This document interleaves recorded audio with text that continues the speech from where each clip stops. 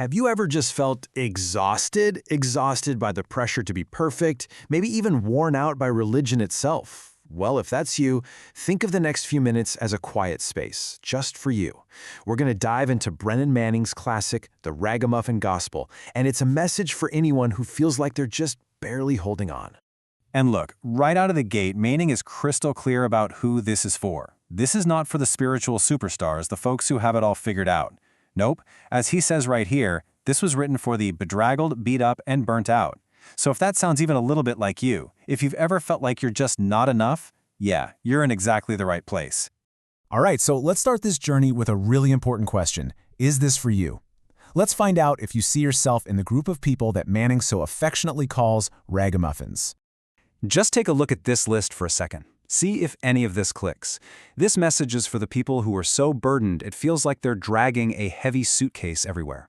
It's for the wobbly, the weak-kneed, the ones who know they don't have it all together, the inconsistent, the unsteady, the ones who feel bent and bruised by life, like a total disappointment.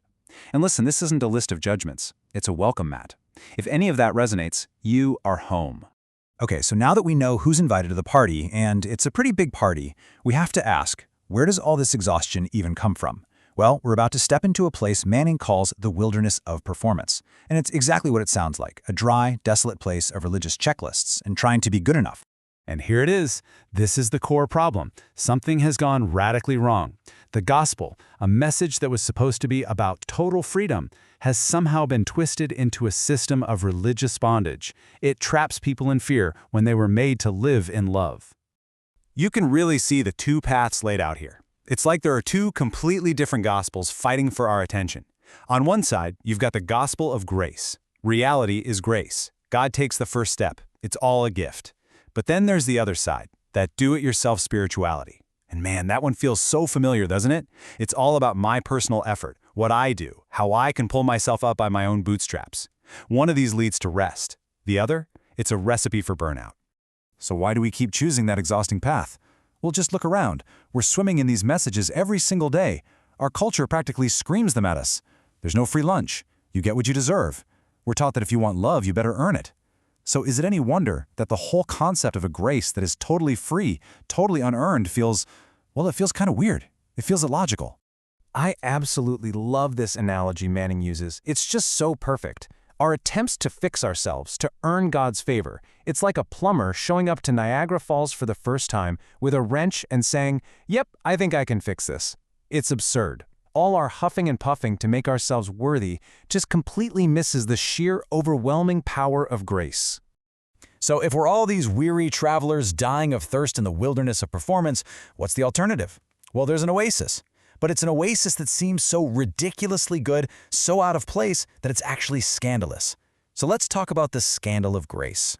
And this quote from Dostoevsky just cuts right to the heart of it. This isn't an invitation for the put-together, the polished, the worthy. It's a shout into the streets. Come on, drunkards. Come on, weaklings. Come, you children of shame. And get this, the reason they're welcomed is precisely because not one of them was ever judged worthy. That just flies in the face of everything we think is fair. And that's the scandal. Now, there's a fancy theological term for this, justification by grace. But let's forget the jargon for a minute. I like this other phrase way better, the furious love of God. Doesn't that just hit different? It's not a polite, passive love. It's an active, relentless, pursuing love that puts us right with God, not because we cleaned up our act, but just as a gift. A stunning gift. And you just have to imagine how shocking this was back then. In a culture of rigid religious separation, Jesus didn't just hang out with the outcasts, the tax collectors, the prostitutes. He sat down and ate a meal with them. That was a huge statement. It was grace in action, basically saying, you belong, you have a seat at my table, to the very people the religious establishment had shut out. So, it's one thing to get this idea in your head, right? But the next stop on our retreat is a big one. It's about moving from just understanding grace to actually embracing it. It's about accepting a whole new identity, one that isn't based on how well you perform, but on this scandalous love. So what exactly is a ragamuffin? Well, first off, it is not an insult. You could almost call it a title of honor. It just means you're being radically honest. You're aware that you're bedraggled and beat up. You're aware of your own inner poverty. And because of that, you don't hesitate. You just throw yourself completely on God's mercy, like a beggar at the door with nothing to offer but your need. And this leads us to one of the most famous and powerful lines from the book. The church is not a museum for saints, but a hospital for sinners. What a game changer of an idea. It's not a showroom where perfect people display how holy they are. It's a place for the broken, the sick, and the hurting to come and get well together. We're all just patients here. Now this is so important. Embracing your inner ragamuffin isn't about moping around, wallowing in how bad you are. Not at all. As C.S. Lewis put it, grace leads to a delighted acceptance of our need. Can you believe that? There's joy in it. It's the profound relief that comes when you can finally drop the act, stop pretending, and find freedom in depending on a love that will always hold you. So this brings us to the final leg of our spiritual retreat. We've journeyed through the wilderness. We've found this incredible oasis of grace. So what now? How does this actually change our lives? How do we walk forward in this new freedom?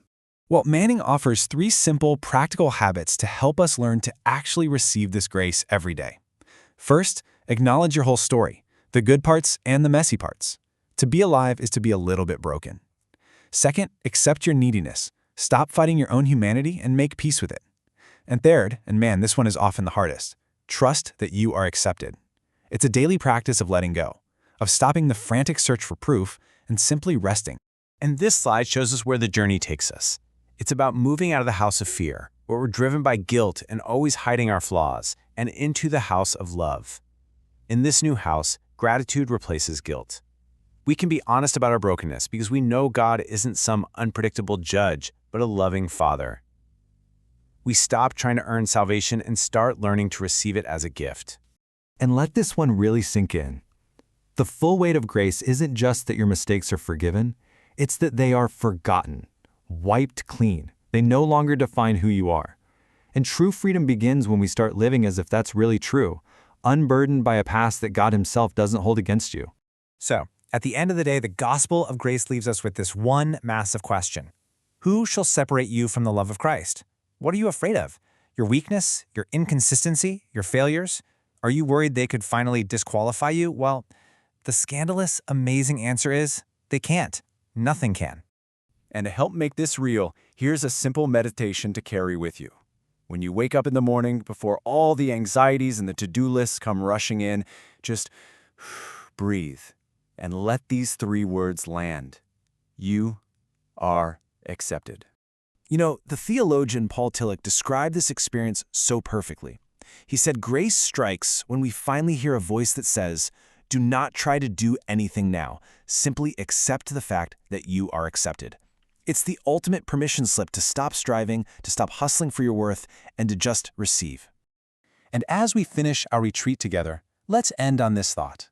Your perception of yourself, it's going to change day to day. It will lie to you. It will tell you you're unworthy. But that broken reflection you sometimes see in the mirror is not the final reality.